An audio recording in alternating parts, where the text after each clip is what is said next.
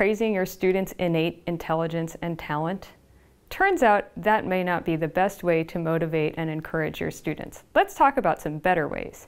First, let's talk about person praise versus process praise. Person praise, quite simply, is where you tell people things related to their personhood, like you are so smart or you're very talented. Process praise, on the other hand, focuses on things like your hard work is paying off or your effort is leading you to have more skill in this area. Let's talk about how this impacts college-age students specifically. A lot of this study has been focused on K through 12 students, or especially young students. However, this can be seen to affect college students as well. To quote Henderling Corpus, all age groups beyond preschool appear to be more positively affected by process praise than person praise after encountering failure. It may be the case that focusing on effort alone can be somewhat discouraging to college students, who at times encounter difficulties that require a change of behavior or a new approach to the problem in order to succeed. In such an environment, focusing on the use of effective strategies in addition to effort might provide students with more diverse and realistic methods of overcoming difficulties rather than relying only on brute effort and persistence. This is kind of a reference to the fact that a lot of the studies have just focused on encouraging effort, encouraging students to work hard and keep trying. As noted here, sometimes just going at the same thing again and again is not going to always lead college-age students in particular to lead them to success.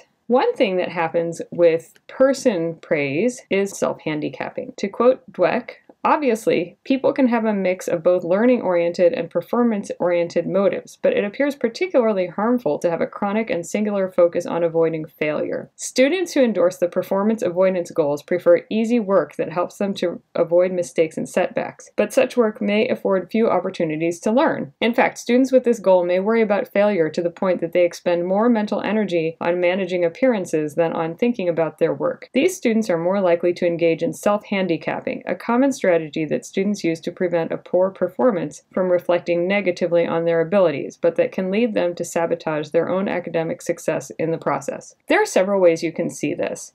On the one hand, it might involve a student taking the easiest route to get an assignment done, or not doing extra parts of the assignment that have been offered, or even taking less challenging courses, or I should say courses they perceive to be less challenging. It also can come up in terms of students procrastinating, taking on too many outside of school responsibilities that are beyond what they need to take on, or doing things like playing video games and socializing when they should be going to class. One perception that can come about as well is the belief that intelligent people or bright people or talented people don't have to work hard, and working hard is a sign of a lack of intelligence. Therefore, they will avoid seeming to work hard, thinking that this means that they are not as intelligent. The way people perceive praise is also not always how we think it is. And here I'm going to quote Bronson. By the age of 12, children believe that earning praise from a teacher is not a sign you did well. It's actually a sign you lack ability, and the teacher thinks you need extra encouragement. And teens discounted praise to such an extent that they believed it's a teacher's criticism, not praise at all, that really conveys a positive belief in a student's aptitude. Educators often overpraise mediocre work, especially the work of students from racial minorities, in an attempt to be encouraging. They refrain out of discomfort or demands on their time from providing rigorous critical feedback that specifies strategies for improvement.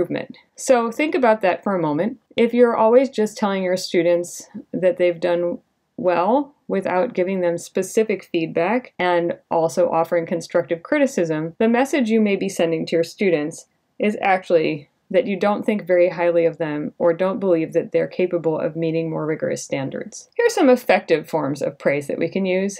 Instead of just telling people, good job, or you're so smart, or some other generic or person-centered type of praise. Be specific. If you want to praise a student's work, be specific about what areas they've done well. And then focus on progress and growth. How can they improve their work? What are areas they need to work on? And what are areas that they've done okay, but you think they could do better? But perhaps most importantly, focus on the benefits of increased efforts. Help your students to see that intelligence is not a static thing, some quality that cannot be changed. The best way to improve in areas related to your class and also outside of your class is to work at it, having them understand that it's not their intelligence that's being judged when you look at an assignment, but rather whether they completed the assignment correctly and what kind of areas they could improve on to make the assignment even better will go a long way.